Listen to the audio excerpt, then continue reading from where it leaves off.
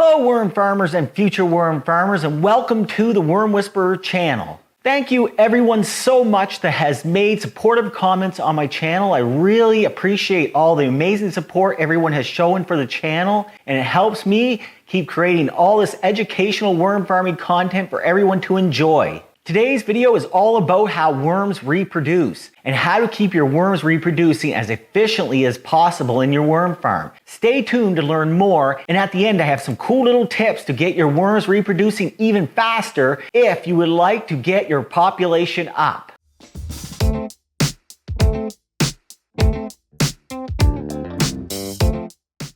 All about worms. Worms are hermaphrodites, which means they are both male and female at the same time. They have both male and female sexual organs for reproducing. However, composting worms cannot produce cocoons all by themselves. Cocoons are like eggs that are laid by worms and are full of 2 to 4 offspring. How do worms reproduce then? So it does take 2 worms to make a cocoon. The 2 worms will line up their heads and will attach themselves together at the clitella. The worms may look like they are attached together. Once they are attached at the clitella, a cocoon is then formed at the band. What do cocoons look like? Cocoons are small lemon-shaped and yellowish gold in color in your bin. How fast can my worms reproduce in my bin? This cycle can depend on many different things in the bin. First is how many active breeder worms you have in your bin at one time. If you have the right conditions in your bin for the worms to breed and reproduce. It can also depend on the type of worms you have in your bin, as some will breed faster than others. If everything is working well in your worm farm, you can double your worm farm population every 60 to 90 days in the bin. So, if you have 2 worms, you will have 4 worms in 60 to 90 days. 4 worms, you will have 8 worms in 60 to 90 days. So, if you had, say, 1,000 worms, with the right conditions, you could have 2,000 worms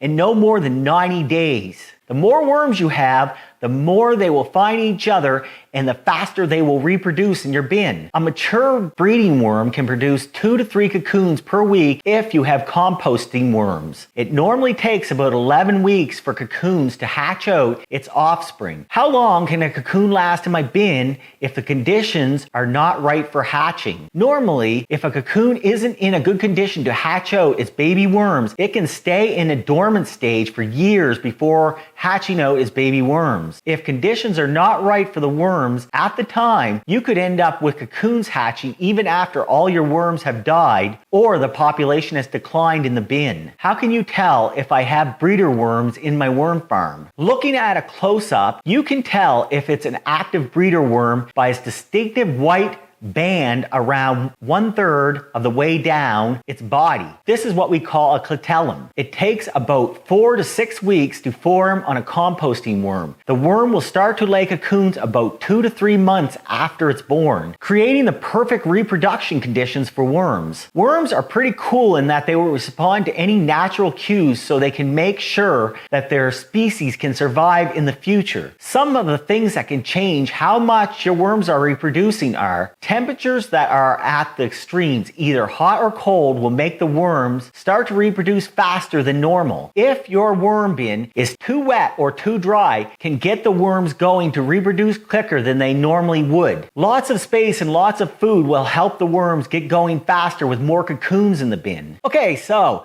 I promised you worm farmers some great tips to get your worms reproducing faster in your farm. So here they are. Worms normally will reproduce more in cooler temperatures as compared to warmer temperatures. That's the first tip. Also, like any animal, you can put it in a small group of worms in a small space in your bin. You can maybe section off a space in your bin that is small. So the worms will get together easier and reproduce more cocoons faster than normal. Alright, so that finishes up this video about worm reproduction. I hope everybody was able to pick up a few pointers in this video, and if you did or you enjoyed the video, please don't forget to like and subscribe to the Worm Whisperer channel. It helps me out and it lets me know that you guys all love the videos and to keep making more. Everyone have a great day and happy worm farming, and I'll see you next time.